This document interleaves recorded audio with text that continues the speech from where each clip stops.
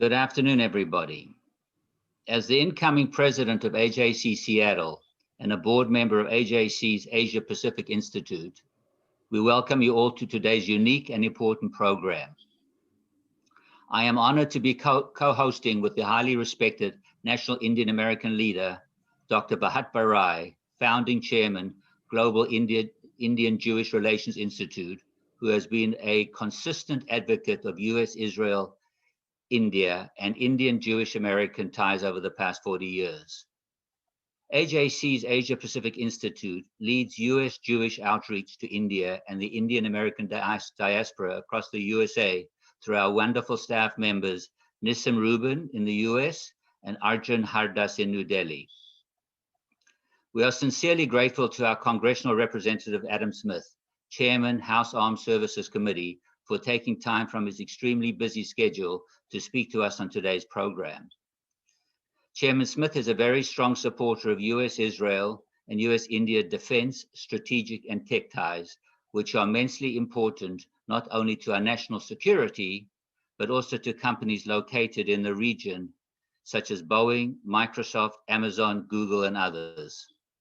In fact, during the last week of March 2021, Microsoft's Indian-born CEO, Satya Nadella, called Prime Minister Netanyahu to confirm that in addition to its already significant presence in Israel, Microsoft will be investing an additional $1.5 billion into Israel through setting up a new data center locally and expanding its chip research and development activities. I'll now invite my co-host and close friend of AJC, Israel, and the Jewish community, Dr. Bharat Barai, a highly respected national Indian American leader and chairman of the Global Jewish Relations Institute, to give his brief remarks. Dr. Barai. You're muted, sir. Good evening, friends. It's my personal privilege to co-host this afternoon's program with Mr. Mary Lee, the AJC Seattle president. The state of Israel and the Jewish people have been close to my heart ever since I was a college student in Gujarat state in India. I can say as a proud Hindu from India that this country, India, and the people have never discriminated against Jews. In fact, they have always welcomed Jews, going back almost 2,000 years, and as late as Second World War, when a large Jewish ship with immigrants came to Gujarat. Since immigrating to USA in 1975, during my regular meeting with the Indian leaders, besides advocating closer US-India ties, I always pushed them to have greater relationship between India and Israel, including formal recognition of Israel by Mr. Madhavlal, who was the foreign minister of India, and the prime minister was Narsee Rao. And I'm glad that they upgraded the relationship in 1991. I also had opportunity to be in Israel and help in setting up the public meeting for Prime Minister Narendra Modi in Tel Aviv. We have pushed for greater relationship between Israel and India, and it's very much alive in the phase of defense partnership. My friend Nissim Rubin, AJC, and the Indian diaspora, I was honored to host the discussion on US, Israel, and India strategic, technologic, and economic relationship in Israel during Prime Minister Modi's visit in 2017, and then subsequently during visit of Prime Minister Netanyahu in New Delhi in 2018. On behalf of the Indian American community, I'm very grateful to Chairman Adam Smith for his leadership role in the United States Congress on strengthening the US-India and US-Israel defense ties. My friend Ramesh Kapur from President, who is a president of US-India Security Council, who has done innovative work on US-India relations. Both AJC and I are grateful. And my friend Nissim Rubin of AJC, who has played a pioneering role over the last 20 years in US conceptualizing and organizing initiatives to promote US, Israel, India, and Indian Jewish American diaspora relationship. At this time, I invite Ms. Dr. Nayak from the Consulate of the Embassy of India. And I also invite our own representative, Adam Smith, Chairman of the House Armed Services Committee, to join us on the screen. Thank you, Dr. Rajesh Nayak. Thank you, Dr. Barai. And thank you, everyone. Congressman Adam Smith.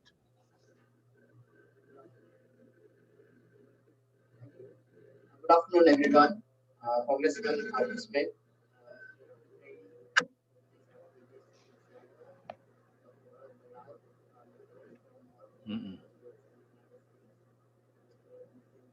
You're not coming through, Mr. Naik.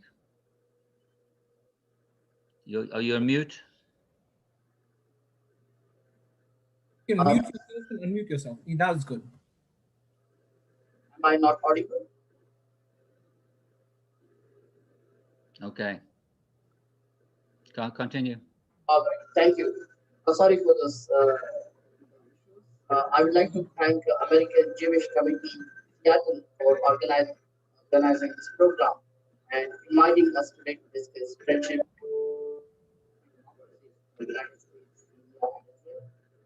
Over the years, American Jewish Committee in the United States and the Indian Embassy and Consulate have been working closely together to advance ties of friendship and cooperation between India and the United States. AJC has been a strong supporter of close ties between India and Israel. Along with AJC, we have highlighted the rich and historic Jewish traditions and contributions driven by strong people-to-people connections, our shared values, and a firm commitment to political leaderships in recent years. Strategic relations between India and Israel have seen rapid growth across diverse sectors such as trade and economics, agriculture, technology, defense, and so on. As two knowledge economies, India and Israel are today strong partners in the field of cutting-edge science and technology. Our Prime Minister Sri Narendra Modi made a historic visit to Israel in 2017. Prime Minister Netanyahu visited India in 2018. The trajectory of India-Israel strategic partnership is very positive, forward-looking, and we are committed to taking it to the next level. India-US partnership has transformed immensely in the past year. The largest democracy in the world, India shares strong ties of cooperation, goodwill, and friendship with the United States. Today, there is no area of human activity that the partnership does not cover. Nanotechnology, space, Indo-Pacific, COVID vaccine manufacturing, distribution. The partnership covers wide array of areas. Global comprehensive strategic partnership with India. Mr. Nick, Hello? I'm sorry to bother you, but we're having a hard time hearing you. Do you have any sound on in the background? I don't think so. Okay. I've unmuted myself. Okay.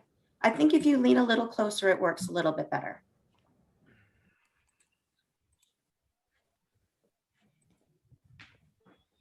He's muted. All right, let's maybe. Is it fine now? Just hit a button and accidentally signed up. Much better. Thank you. Sorry. Let me continue, please. The global comprehensive strategic partnership between India and the United States has seen strong relations over the years. The visionary foresight of the political leadership of our two countries and strong people-to-people ties. The bipartisan support of the US Congress is pivotal in advancing our partnership across all areas. With over $150 billion bilateral trade and about $50 billion in mutual investments, our economic partnership is dynamic. It has created jobs and new economic opportunities for our people. Our defense security partnership is stronger than ever before, as also our energy cooperation. Building on this strong foundations, we are working closely with the new administration to advance our partnership in all areas. There have been several high-level conversations within the first 2 months of President Biden's inauguration. Prime Minister Modi and President Biden spoke in early February, second such call after President Biden's election. External Affairs Minister Dr. S. Jaishankar and other senior cabinet ministers have spoken to their U.S. counterparts. The Secretary of Defense Lloyd Austin visited India last month. Prime Minister Modi participated in the first ever Quad Leaders Summit on March 12th, reflecting the importance of like-minded countries coming together during difficult times such as these to fight common global challenges. India looks forward to working with the new administration and other stakeholders.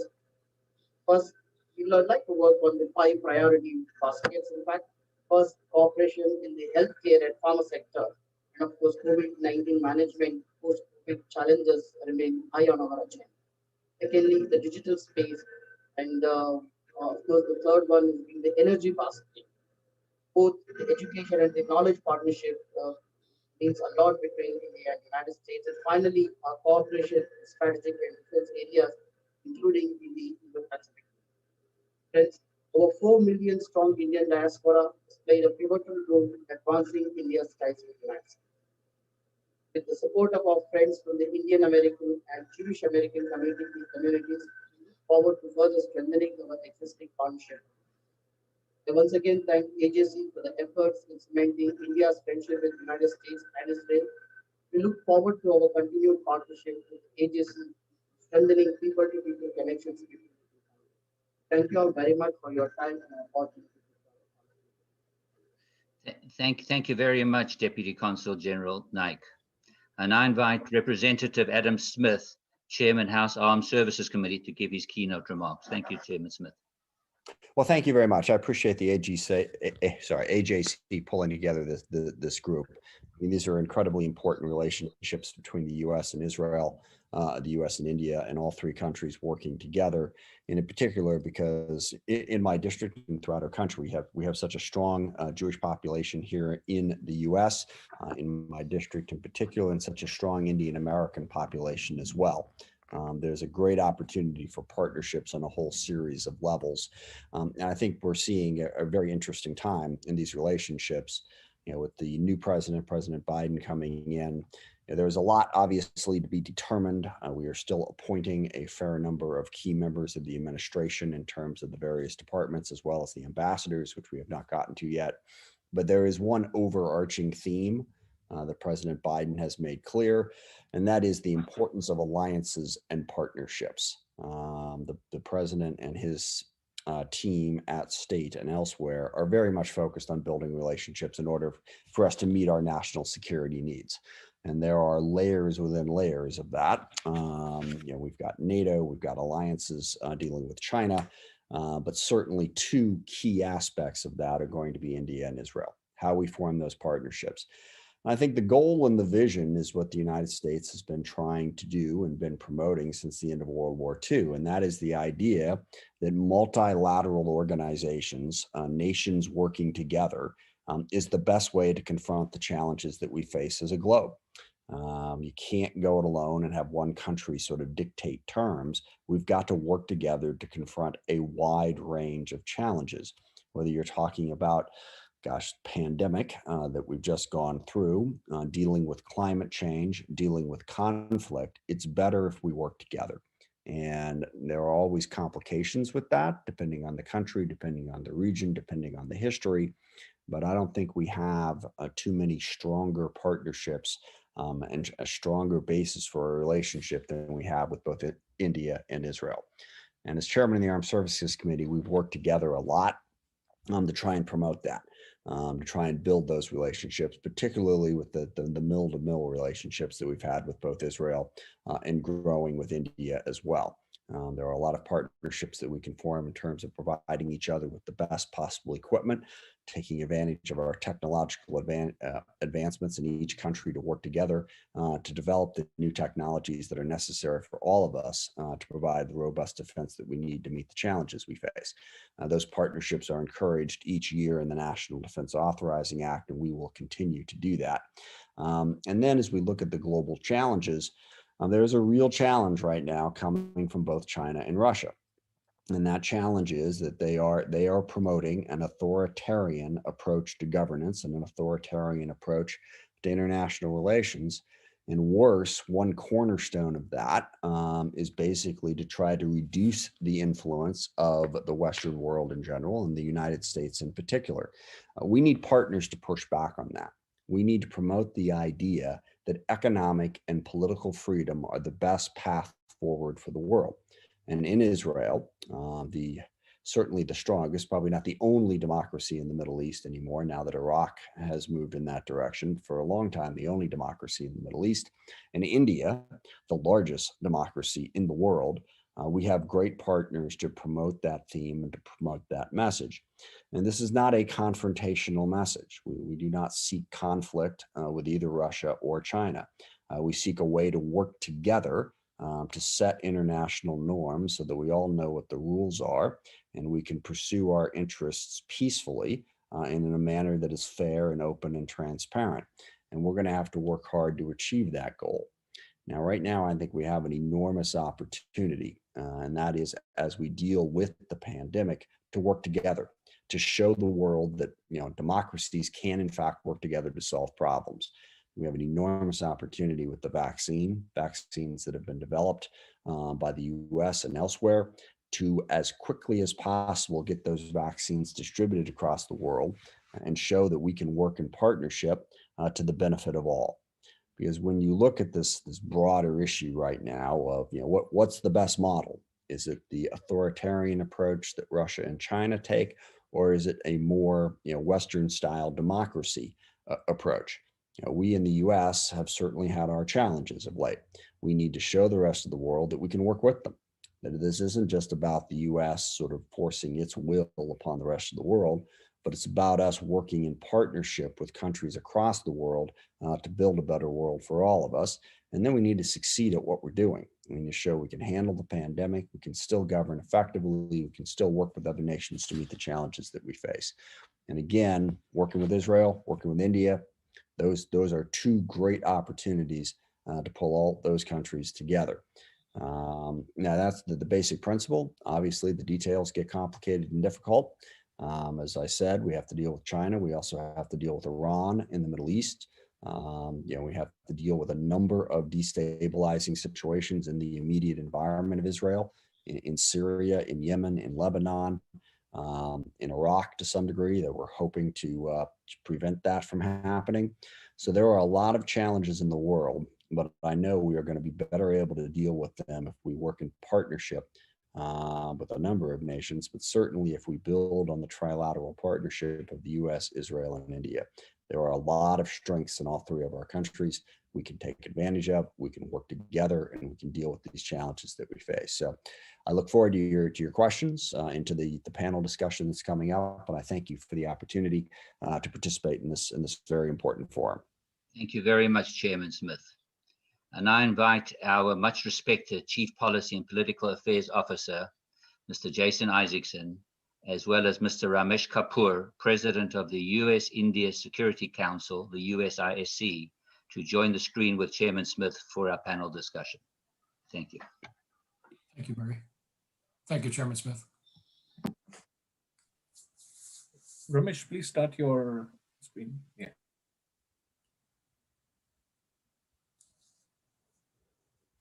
Please unmute yourself. Okay, go ahead, Jason. Ramesh, it's good to see you. Okay, did you want me to say something? Please go ahead. Thank you, Chairman Smith. We've been working with your office and you for a few years now. And basically, what U.S.-India Security Council goal is very simple. We want to keep 350 million Americans safer and 1.4 billion Indians safe. And the only way it's going to happen by having the relationship. We've been India has just been classified as major defense partner. We want to operationalize it in the Export Control Act, which we've been talking for years about it. Hopefully, next year we'll be able to get India to be NATO +6 country. It's NATO +5 now. And then also there is Quad is there. Trade is getting together with the 4 countries, and it's Quad +1 with France wanting to join that. So what is your opinion about getting the operationalize the major defense partner to have it more concrete, where we can change the law permanently? I'm sorry, I missed change which law permanently. The law in the NDA, if we can change the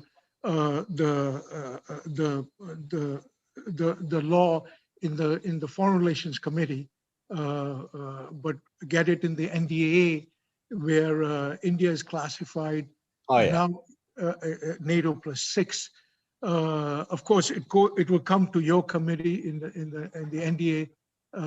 But with the blessing of Congressman Meeks, which in our last discussion when we had a Zoom meeting with him, he said he will be talking to you and talking to Tony Blinken to make sure that that is introduced in the NDA next year.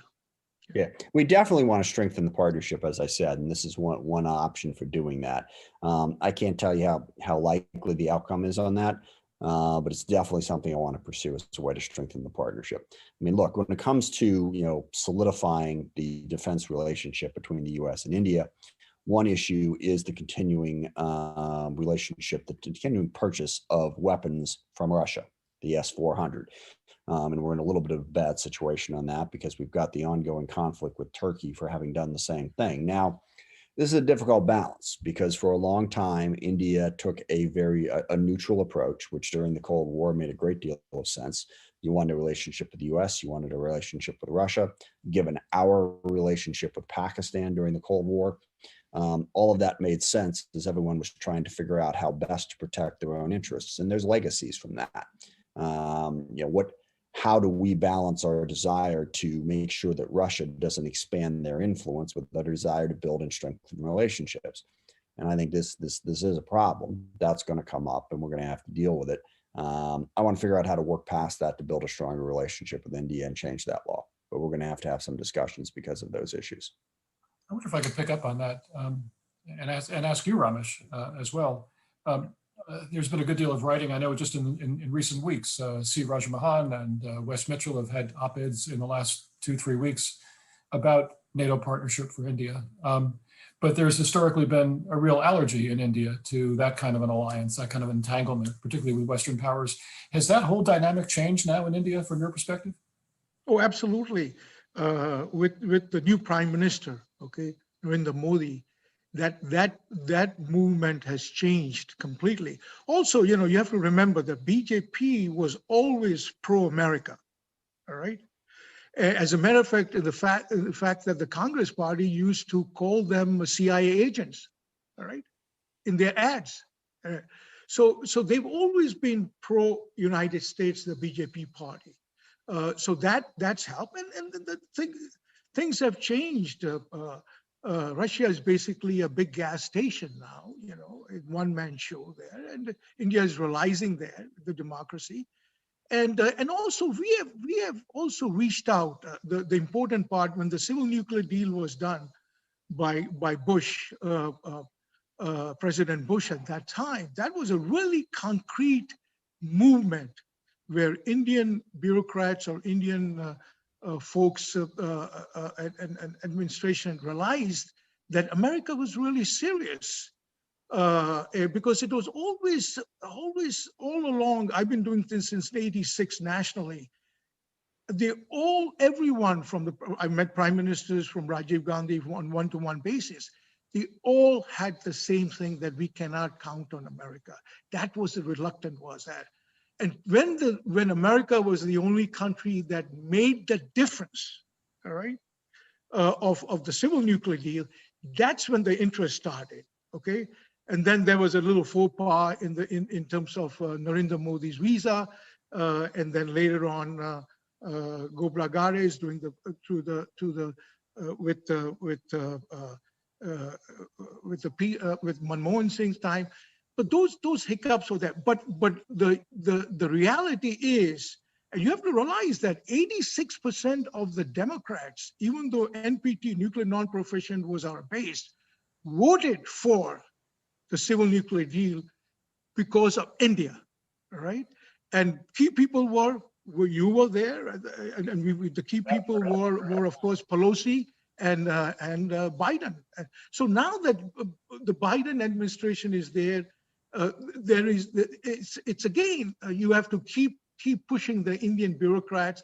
There's still the old thinking, Cold War thinking is there. People don't like change, but people at the leadership level are willing to do it. And we just have to, as Jason, yourself and myself, as community leaders over here, have to push the Indian side. And I've been pushing it. And they're moving more and more closer. 1 year they are for it, second year they are maybe, third year they want it. Shringla, the last ambassador, had really put a lot of energy in getting the NATO +6. So there is interest on the Indian side, a lot of interest. But at the end of the day, it's Narendra Modi that makes the decision. The Prime Minister Modi makes the decision, and he's for it. All right. And Chairman Smith, if I may ask you, the real concentration that began at the end of the Obama administration and certainly proceeded through the Trump administration, and now we're seeing it, I think, as well, quite strongly in the Biden administration, is focus on Indo-Pacific, focus on the Quad.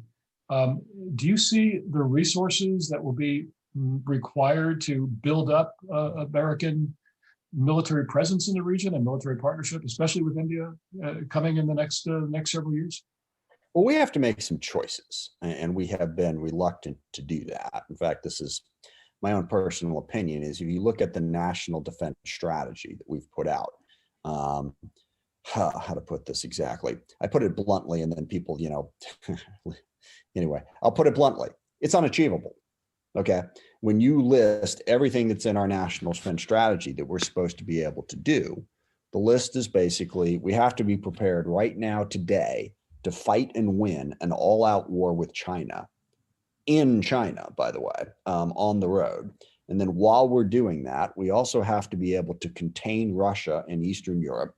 We have to be able to have a strong enough nuclear and missile defense arsenal to make sure that we can still have a sufficient deterrent against Russia and China nuclear weapons.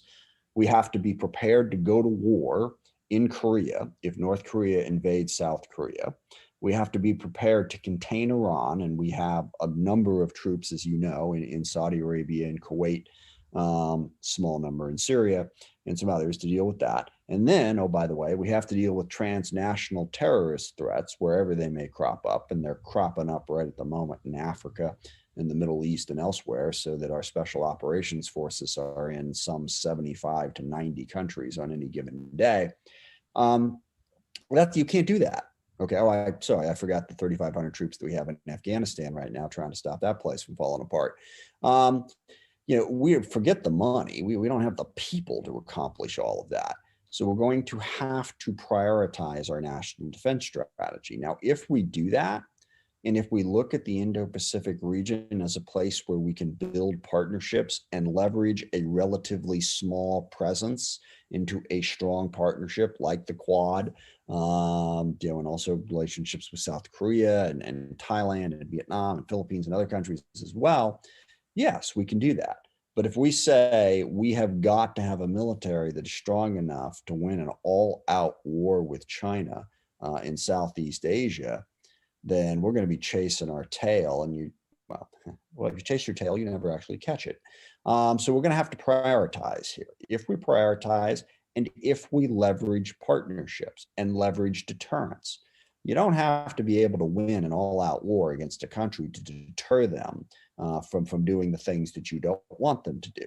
We need to be smarter about that. And then I've got a whole bunch of other things about how we need to be smarter about how we spend our money, which I'll spare you for the moment. But we can do it, but not if we don't start making some very intelligent strategic choices about where we can reduce our expenditures in order to meet that strategy. But like you said, every president, last 3 presidents, Indo-Pacific region, and it's not just about China. Okay, let's be clear about that. China's a big part of it, but India is a huge part of it. That partnership, the economics that's going on there. Again, China's big, but it's not just China. It's India doing this stuff. Vietnam, Thailand, Taiwan, our relationships with Japan. There's a whole bunch of things going on there that are central to what's going to happen in the world over the course of the next 50 years. And we want to be there. And it's a top priority. Okay. Ramesh, if I may ask another question of the Congressman. And I have one question.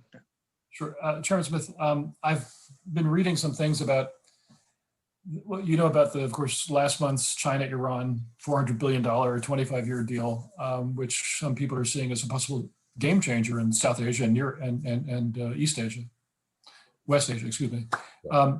But I'm also seeing reporting on a China-Pakistan-Iran axis versus a U.S.-India-Israel axis. Is that overblown? Is that a useful framework in which to look at the dynamics in that region? Well, I don't know if it's overblown. It's a little oversimplified. In the world we live in today, there are constantly shifting and twisting alliances in a bunch of different directions. And you look for partnerships where you can find them to meet what your needs are in the moment. All right. Obviously, Iran right now is very much in the doghouse with the United States, to a lesser extent with Western Europe. They've got huge economic problems. They're desperate. They will take the partnership where they can take it. To a lesser degree, Pakistan has similar challenges. So those partnerships are going to be developed. I don't think you're going to see something like, like go back to World War II, the Axis versus the Allies. I don't think it's going to be that simple. There's going to be a lot, as you know, I mean, Western Europe is chomping at the bit to get back in economically in Iran. Iran will look for those opportunities as well. So I don't think it's going to be a China, Pakistan, Iran nexus. I mean, and China's not the best partner in the world as well, because, they have a sort of, very transactional approach to it. As you know, I mean, they may help you, but it's going to be helping them more. And a number of countries have seen the downside of becoming in debt to China. So I think it's going to be a more fluid relationship than just, okay, they're now a block that we're going to have to deal with. There are going to be plenty of ways to undermine that alliance. Ramesh, I'm sorry, go ahead, please. Yeah, Chairman Smith, some of the, when the civil nuclear deal was done, everybody on the Democratic side, because nuclear non-proliferation was our base. So they were always saying that if we make it exception for India, all right, everybody will go nuclear, okay? But that never panned out. The record of India was different. Also, when you're comparing Turkey to India, India strategically is critical to United States national security. We can live without Turkey, but we can't live where the things are going on India. So my suggestion is to look at the bigger picture, all right? Maybe if S-400 is critical, we can make get the Indian side to make sure that technology or that is not compromised and make it steel-proof technology. But I think my recommendation, looking at the bigger picture, is that same thing was we were in the same quandary with Pakistan and India. Well, if we have to give to India, why can't we give to Pakistan that exception? And I said, everybody, great, do it if they have the same record. But we had Pakistan at AQ Khan, and the problems were there with that technology being sold all over the world, in the bazaars there. And that's the difference. So let's look at India on a bigger picture, the future, because if it's critical to United States national security, and also India is a little different in the sense that 62% now their defenses from Russia. You know, we can start getting them to keep decreasing it. But if we, I believe, so that's when the decision was made of making one exception for India at that time, and look at how the results have. And I don't disagree with that. Yeah. I mean, I think that's what my suggestion is. Okay. Yeah. No, given the possibilities and the strong relation between India and the U.S., it's an entirely different thing between a lot of the trouble that Turkey is causing right now. I mean, India is definitely a partner. Turkey's messing around in Libya. They're messing around in Syria. They get all manner of different things. And certainly they are moving away from a democratic model as we speak. So no two things are the same. And I agree. And I want to look for ways to build that partnership, because this is a totally different situation now than the situation that existed in the Cold War. And I think that's the way we have to look at India, and we have to look at the relationship between the U.S. and India is going forward, not dwelling on the past. Thank you. Let me jump in with another question, if I may, Chairman Smith. The cooperation among the United States and India and Israel is a fairly recent phenomenon, going back the last decade or so, but increasing in recent years, especially. But there's also, as you know, as the United States is stepping up its arms sales to India, Israel has been in that game for a number of years, and it's usually the number 2 or number 3 arms supplier to India. There's a competition between the United States and our ally Israel in military sales to India. I'm wondering how you balance that, or how we deal with that. Competition is not a bad thing. Competition is actually a very good thing. And you know, if Israel's trying to build a better mousetrap and we try to build a better one too, and we both get to a better place, I don't see a problem with that at all. And for India, if they've got, you know, more than one place to buy what they're looking for, and Israel's able to provide something, that's all good. I don't see that as a problem. Now, you know, I mean, I'm not on the board of Raytheon, so they may have a different viewpoint on that. But it's up to them, or, you know, whatever. I'm sorry, I just picked them randomly, nothing personal, of defense contractors out there. But competition's a good thing. And I don't think that's a problem at all. And just one more also, Jason, one more from the Israeli defense companies too. You know, my suggestion is that don't feel that if the Export Control Act is done, that you're going to lose some business because of that part. It's not. And you know, Israel is nimble. You know, I mean, they're creative. They are more. I think business will increase. So, to my suggestion to the defense Israeli defense contractors, okay, you're gonna gain more, all right, from India, all right. So don't feel threatened that because of the Export Control Act has changed, you're going to lose any business, okay? The business will increase more and more. So. Yeah, no, Israel has very attractive products that it has had no trouble marketing in various places, especially. Absolutely, absolutely. Yeah.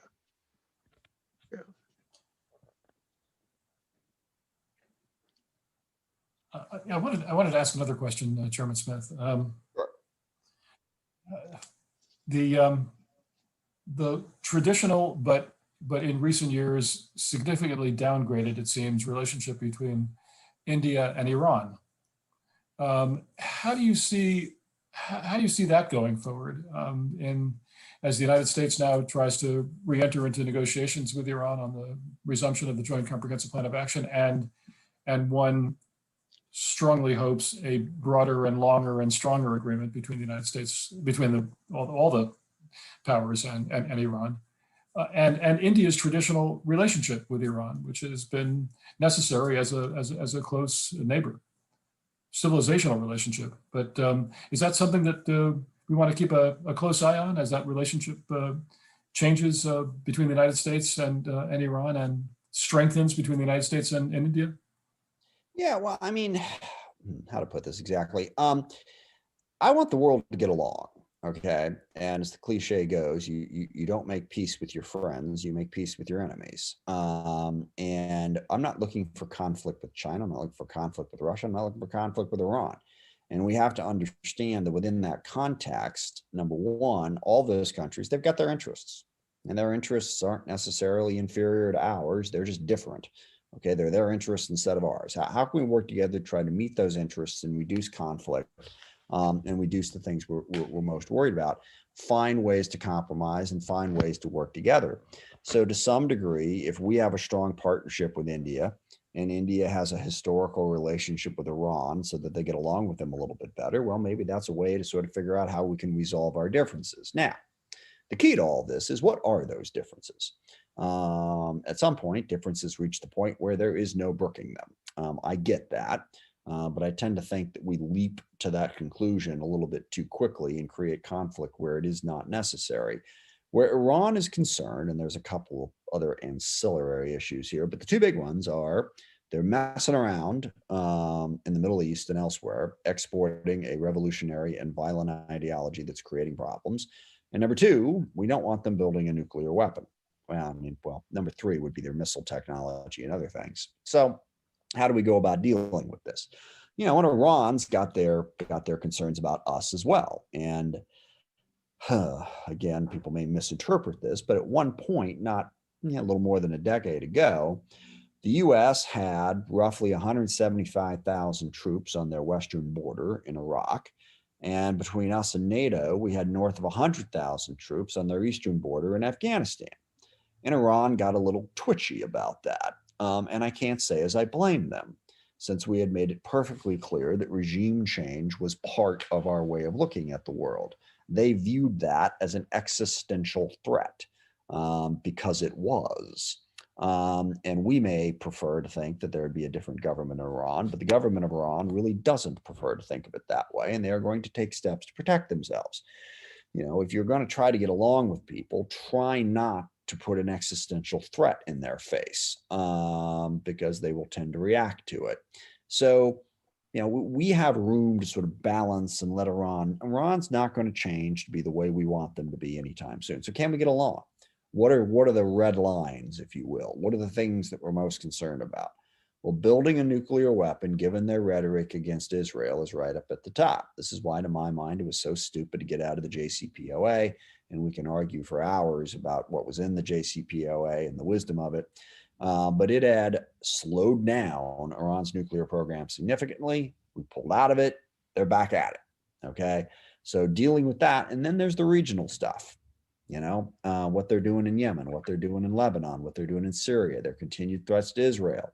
We have to figure out some way to contain that. But if India, you know, can work with us, and Western Europe and others can work with us because they have a better relationship with Iran to mitigate that. Iran doesn't have a death wish. Iran, you know, I mean, that of all the threats that we face in the world, I always freak out the most about Al-Qaeda and ISIS because they don't care if they live or die. That's a problem. All right. But if you've got a country that's got things they want to protect, well, then you've got at least some room to work with them. And I hope we can use the various partnerships we have to reduce the tensions. I mean, the Middle East, Yemen is an enormous humanitarian crisis. We've seen what's going on in Syria.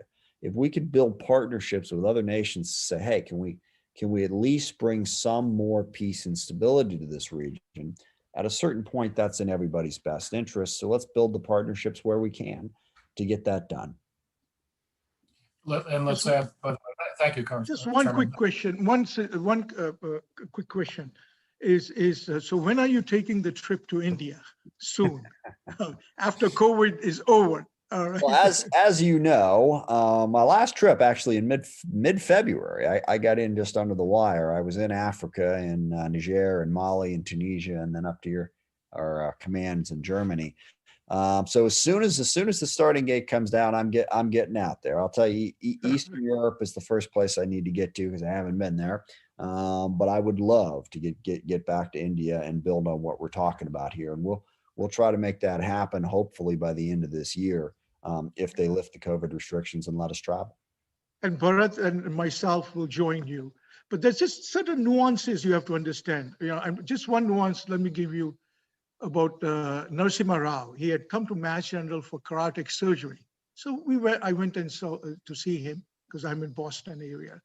And there's only one thing he said about, he said, the American leadership doesn't understand how difficult it is the Indian democracy is. All right. All right. So there are certain nuances are there. There might be something that we make a big issue about certain things about Indian democracies. And that was the only comment that he said that I wish the American leader. And those are the nuances where the Indian diaspora can bring it up to your attention. Well, Ramesh, if I may say so, I think the United States should understand that, because it looks like we don't understand how difficult our own democracy is. Look, democracy is, as I like to say, civil society is not as easy as it looks, okay? It is a very, very fragile thing. I mean, you can look at the former Yugoslavia as exhibit A of how that plays out. And we're all set, and well, they should deal with this, and they should, make sure that every human rights concern is met, and they should do all that. Okay, great. But we got a lot of diverse people with very strongly differing opinions about how society should be run. Heck, I've got that right in my little neighborhood of 55 homes here in my homeowners association. I can only imagine the differences of opinion in, what do you got, like 1.2 billion people now in India? 1.4 now. 1.4. Okay, so Yep, I have behind the 1.4. times. So yeah, and that's what I mean. We deal with this not just with India, with a lot of other countries too. It's like, oh, they did this wrong, we should pull out. It's like, we're trying to navigate some very complex human relationships across a very diverse globe. So I agree with you, and I think we need to make that point more often, not just about India, but about democracy in general. Indeed. Joseph, I just wanted to add actually one note to what you were saying before about Iran, and add to the list of the concerns that we all have about Iran is the fact that it has extended its terrorism reach into India itself with the bombing outside the Israeli embassy in New Delhi last January. So it's a very complicated picture, I understand. Yeah. No, I mean, yeah, they're pursuing different. There is no question that Iran continues to attempt to export revolution in a way that is violent and wrong, and we and our partners should try to find a way to push back on that. I do not, underestimate the importance of that at all. Murray? So do we have some more time, or we are right there? Miss him? Murray, I'm sorry. Yes, we have a few more minutes for you three of you to chat, and we have some questions from the audience. Audience, go ahead. why don't you and Dr. Barai switch on your screens, please, to ask the questions on behalf of the audience? Thank you. I'll ask you and Dr. Barai to switch on your screens, please. Thank you.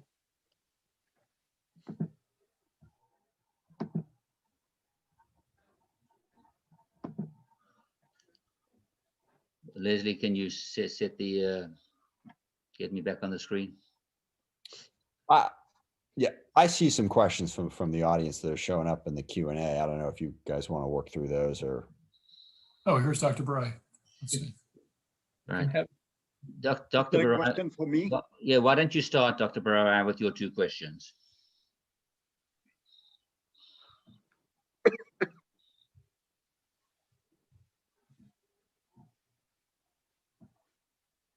It appears he may have frozen.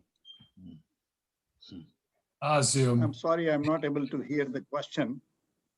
Dr. Barai, can you ask your two questions that you were going to ask? Because we are just working on getting Murray back on the screen. So.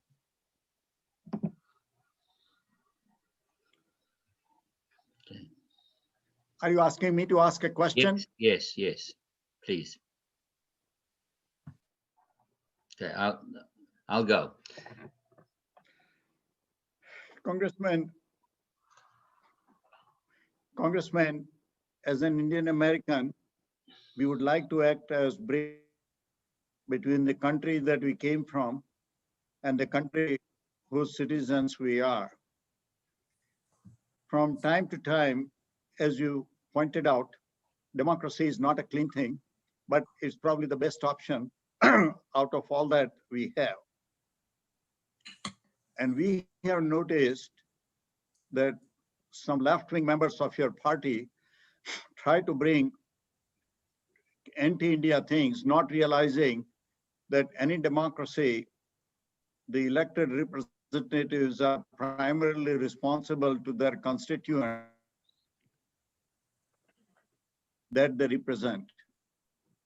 And as much as Narendra Modi and BJP try to be even-handed, they cannot be seen pandering to some vested interest or small interest.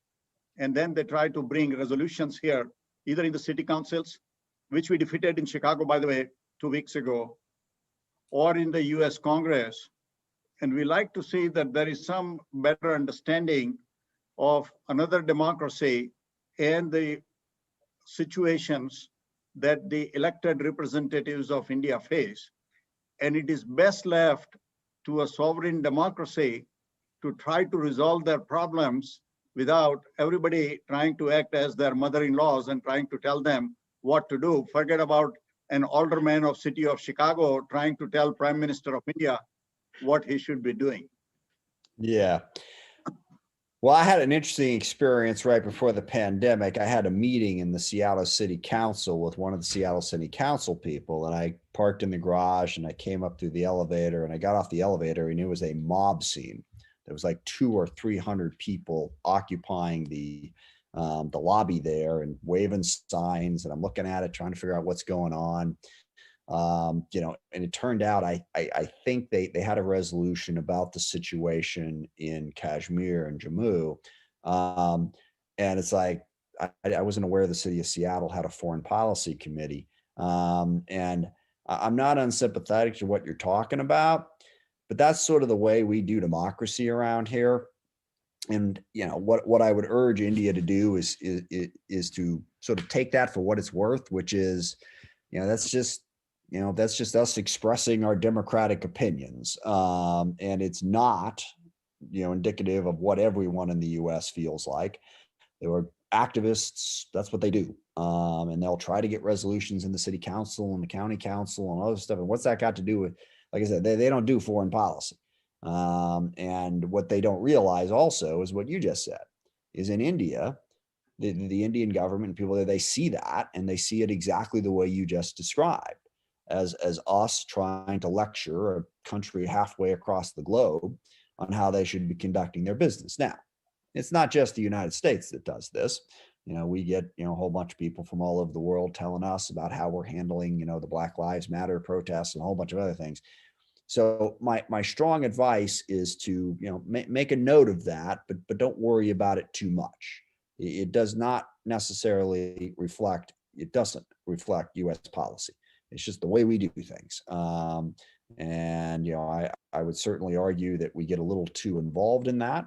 And the city of Seattle in general, I think, has a few other things that they ought to be worried about that are a lot closer to home that they can go ahead and maybe have some control over. But I'll tell you, that's not changing anytime soon. So we're all better figure out how to deal with it. Thank you. Dr. Barai, why don't you go with your second question?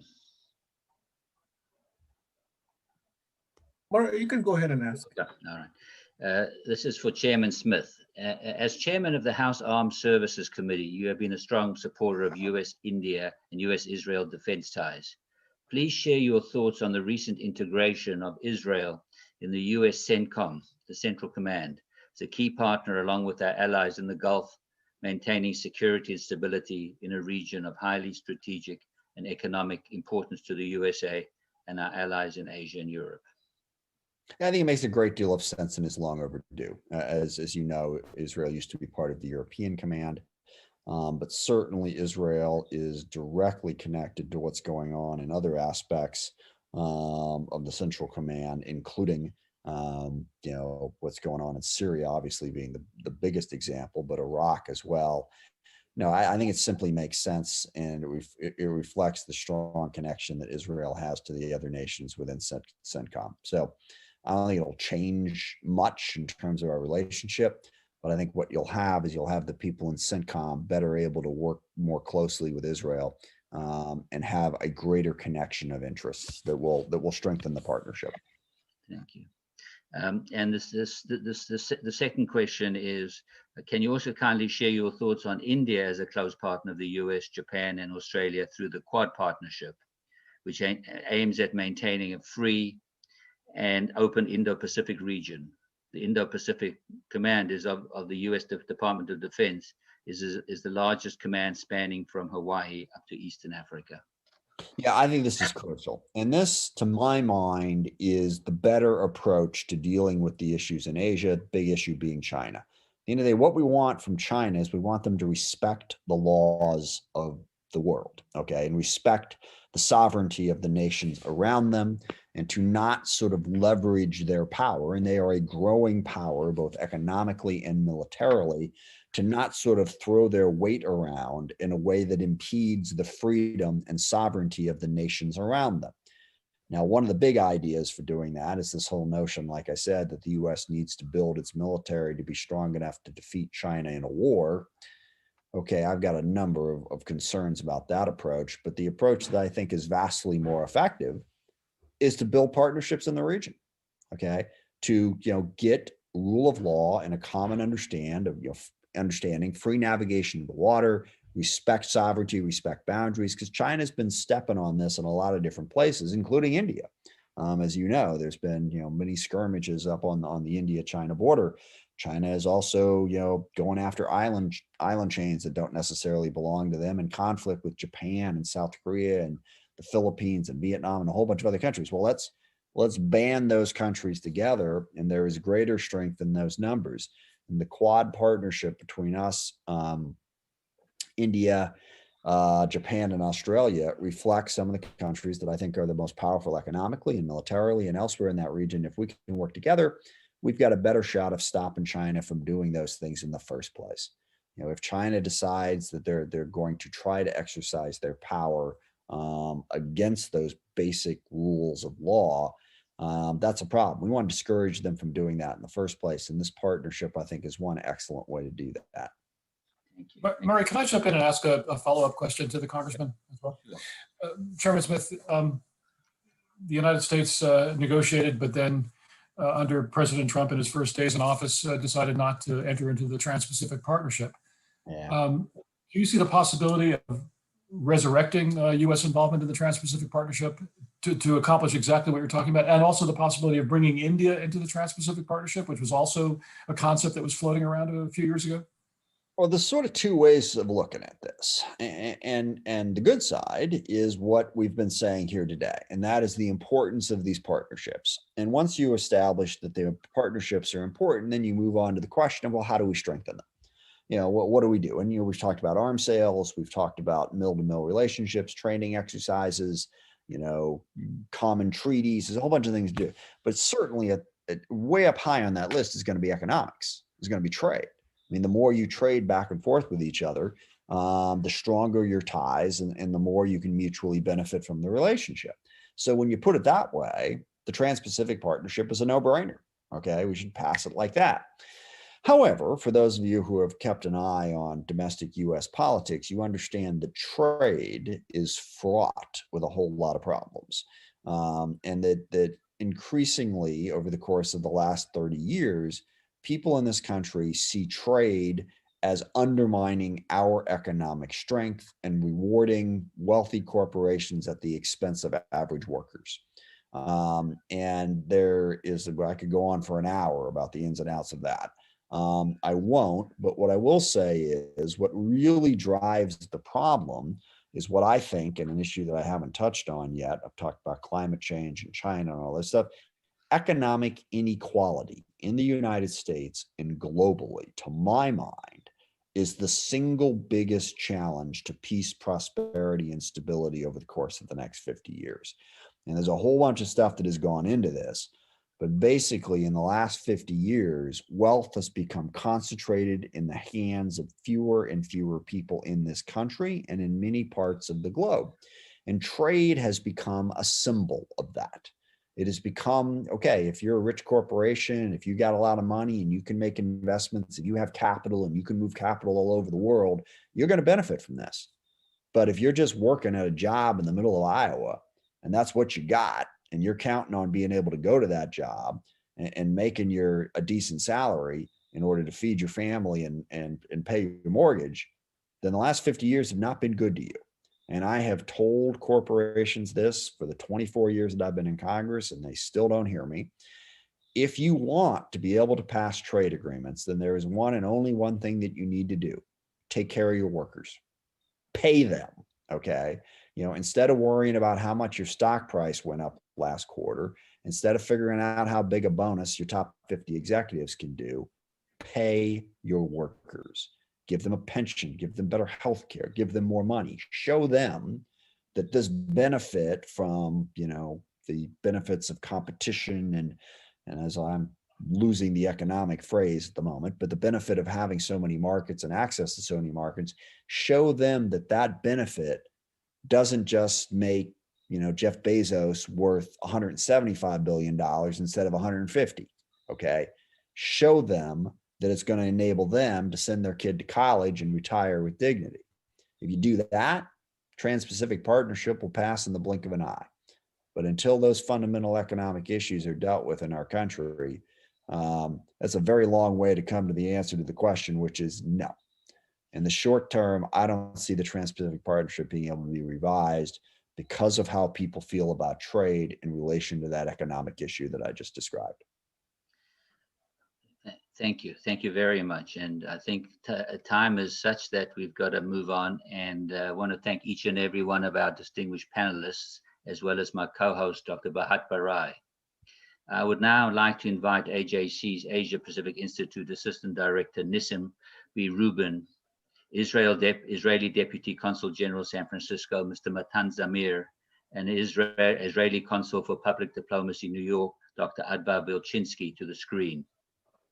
I would request kindly Chairman Smith to stay on the screen for another 2 minutes so that both of our Israeli diplomatic friends can convey their government's gratitude to you for your leadership role in strengthening U.S.-Israel defense relations. Thanks. Thank you, Maurice. So 2 minutes or less. Congressman, thank you for spending the time with us today on this Sunday afternoon. Just briefly, I wanted to thank you for your leadership, not just for your congressional district and for the state of Washington, but also for the United States and for the state of Israel, your support for its stability, for its security, and for your actions in promoting peace. Just in the last few months, we've seen it with United Arab Emirates, with Bahrain, Sudan, and Morocco. And hopefully this is just the first accord of many. So thank you for all of that and for your time today. Adwa, you want to say something? Yes, I know we're past the time, so I don't want to repeat everything that Matan said, but of course, we stress this message and thank everyone that participated in the Zoom and of course, spoke and listened. It's important. The listeners are the most important people. I just want to stress, if we speak about peace, we should not forget the important factor that India has in the peace, and one of the breakthrough steps that we had even before the Abraham Accords is the fact that we have a direct flight between Israel and India that passes through the Gulf, which was, you know, a great step toward what we are seeing now as in the new region and the region of peace. And we, Matan and I, are both ambassadors of Israel and India together, and it's a great pleasure to be with you here today. Thank you. And as Chairman Smith signs out, just wanted to let him know that I am going with my colleagues, Murray Lee and Regina Friedland and Leslie Rubinstein. I'm going to work with his staff to put together the Hanukkah in Indian Jewish tradition reception in Seattle, featuring him as the guest of honor in hopefully in December when we are able to meet in person.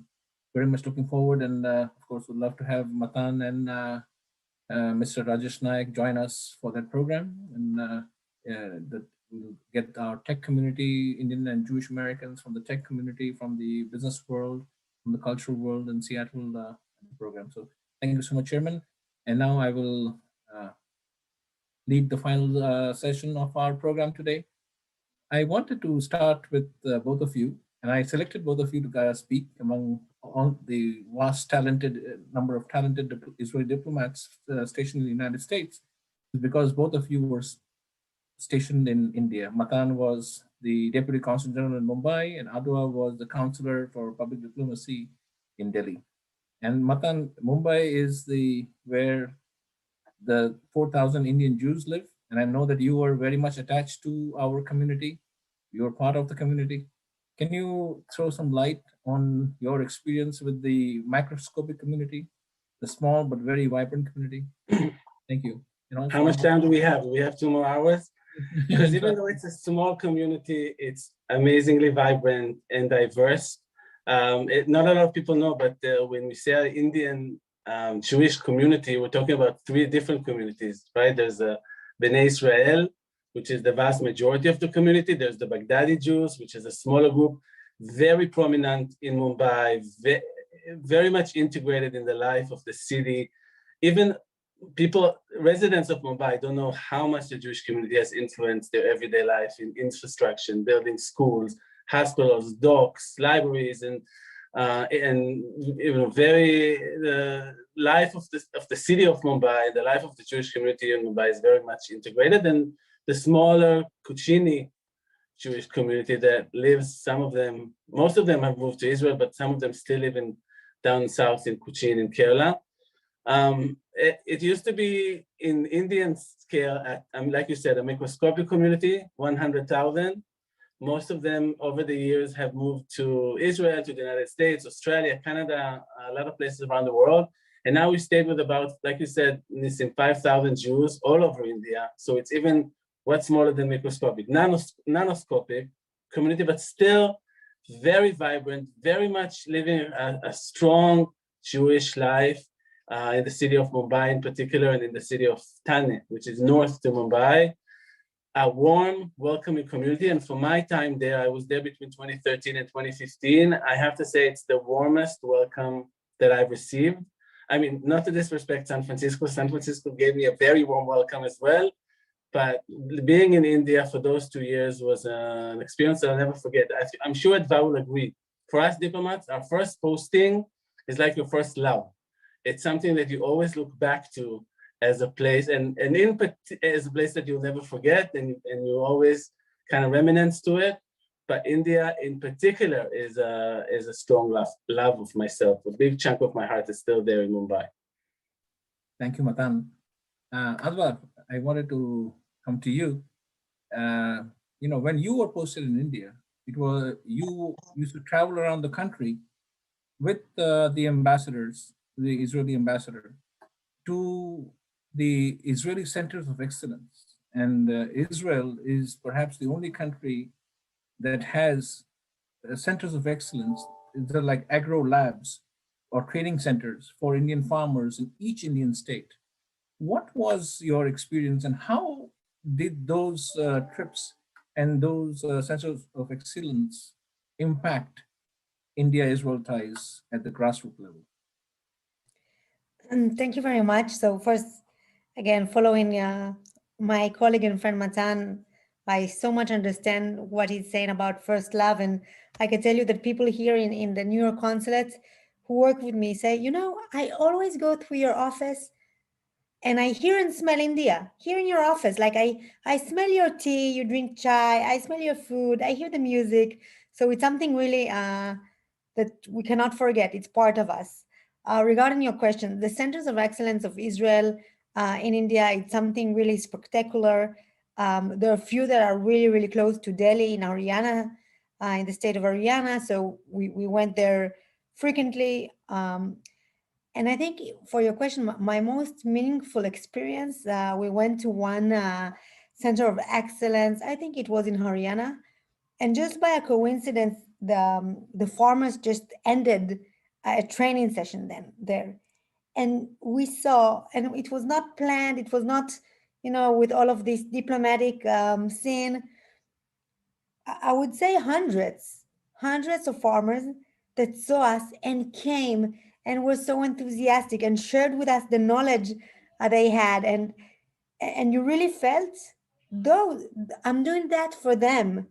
It's not only India and Israel, which is something large and deep, and you speak about international affairs, you speak about that person, that farmer, and his child just came, and how we will really affect her or his life.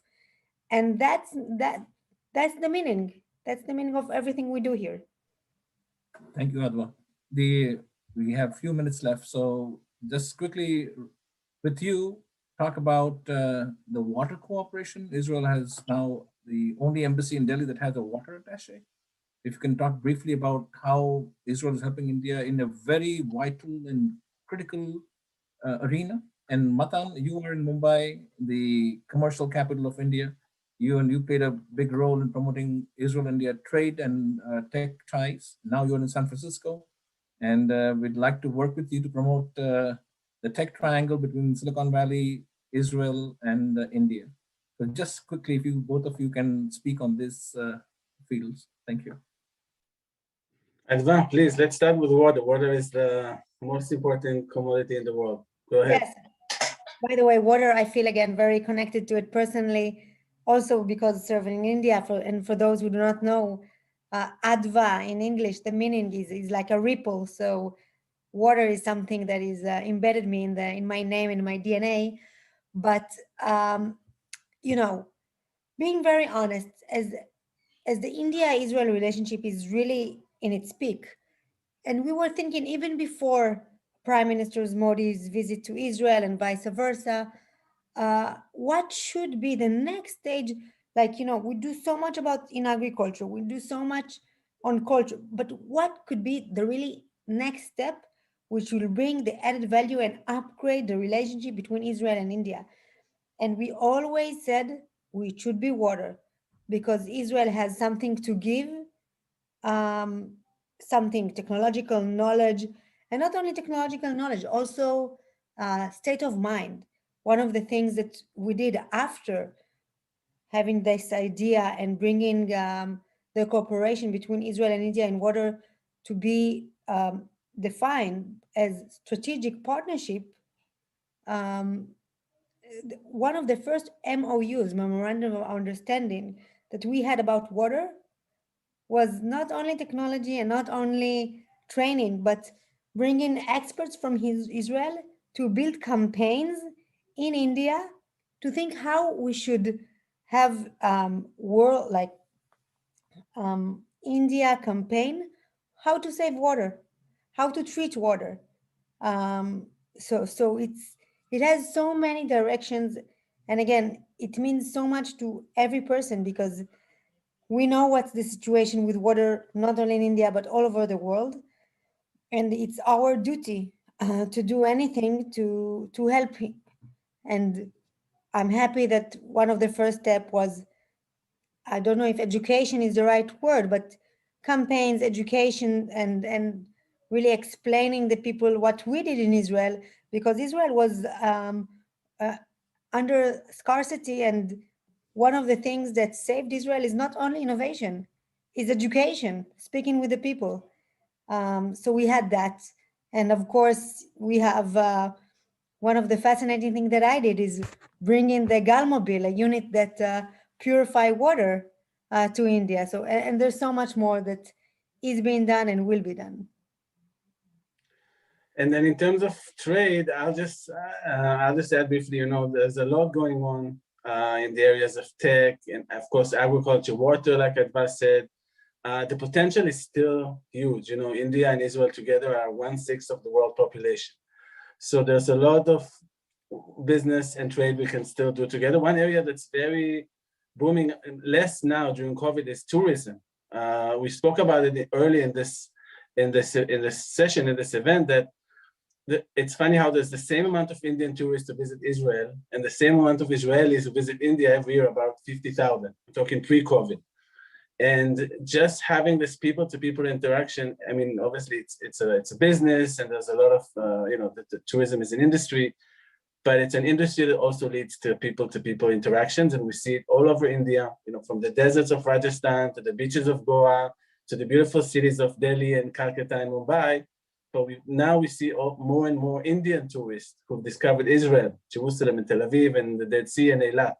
So this is hopefully past COVID, we can go back to these numbers and enhance the mutual tourism industry between the two countries. Thank you, Matan. I think we are up on time, so I will make some final comments. Is that I would be remiss without thanking the AJC Asia Pacific Institute Director, Shira Lowenberg. All this happens because of her strong support. She's a very strong backseat leader, but I'm very grateful for all the support that she gives. And one of the areas that both she and I are working on advocating and promoting is the USAID Mashav partnership, to work together in third countries. And India becomes a natural location to work together in agtech, water technology, and other areas. Mashav has limited resources. With USAID support, we can do much better in India. And it will help the US-India and the Israel-India and the trilateral relationship. So I'm going to reach out to Dr. Bharat Barai and Mr. Ramesh Kapur. The diaspora leaders are the best bridge to India, and try to have a dialogue between USAID, USGS, Mashav, and India to expand this trilateral cooperation in a very vital sector.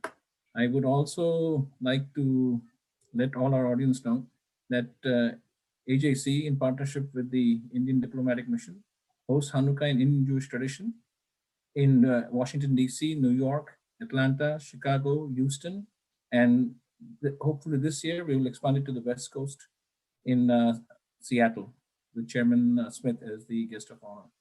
So we very much look forward to working with all of you, promoting this important relationship. And I would again like to thank AJC Seattle incoming President Murray Lee, AJC Seattle Director Regina Friedman, the Assistant Director Leslie Rubenstein, AJC Chief Policy and Political Affairs Officer Jason Isaacson, US India Security Council President Ramesh Kapur, Dr. Bharat Barai, Chairman of Global Indian Jewish Relations Institute, and Deputy Consul General Rajesh Naik of the Consul General of India in San Francisco, and of course my friends Dr. Ada Volchinsky and Deputy Consul General Matan Zamir for your strong support in putting together this very vital program. Very grateful to the staff of Chairman Adam Smith, whom I and my Seattle colleagues worked with in putting together this program, and we will follow up with a phone call later this week with them. Thank you so much. Shalom, namaste, and God bless America. Bye-bye.